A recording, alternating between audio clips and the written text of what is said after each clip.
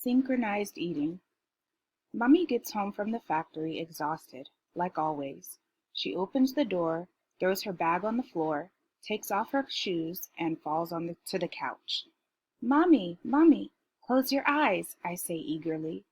Ay, cielo, I'm so tired that if I close my eyes, I'll fall asleep right here.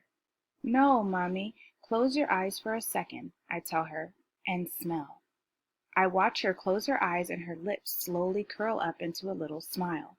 Something smells wonderful, she says. Don't open your eyes just yet, I say, running to get the tray of cangrejitos. Now, I tell her.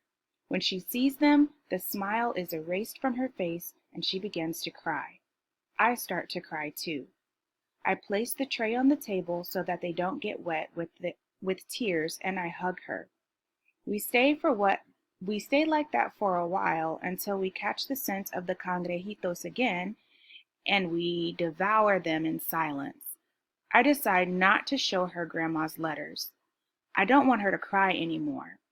Besides, she wouldn't believe it was from her. I don't quite believe it myself.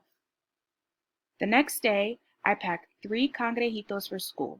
1 for Karen, 1 for Sylvia, and 1 for me. I have a surprise for you, I tell them. They look at me as if I was speaking Chinese. Do you want to see what it is? It's not that, Sylvia says.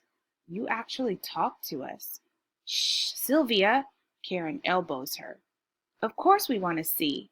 I show them the cangrejitos and Sylvia pretends to faint. How yummy, she says. Just like the ones your grandma... Yeah, my grandma, I say. It's okay. You can mention her. That isn't going to make me any sadder than I already am. I'm sorry, Karen says. She's dumb. All right, try them, I say. The 3 of us synchronize ourselves so that we take our first bite at the same time. We close our eyes, spin around and raise our arms as if we're doing the sun salutation from gym class, and then say, ah, with our mouths full. It isn't very polite, but it sure is fun. So who made them? Karen asks. Surely it wasn't your mom. This time it's Sylvia who elbows Karen. As if I didn't know that when Mommy cooks, the plates taste better than the food. I made them, I tell them. My grandma sent me a package with the guava paste and the recipe. I got it yesterday. Right away, I realize that I've said something I shouldn't have. They look at each other and then at me. I know that look. It's the look you give someone who tells you the tooth fairy left money under the pillow. Understanding, but also full of pity. Don't pity me, I tell them furiously. I take my empty lunchbox and leave. As soon as I turn the corner, I realize that Amanda, the bully, had been watching us the entire time. She walks over, swinging her long blonde braids from side to side.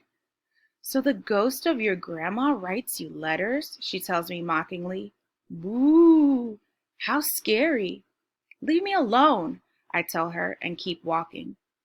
Be careful that she doesn't take you away and leave your mommies all alone, she says.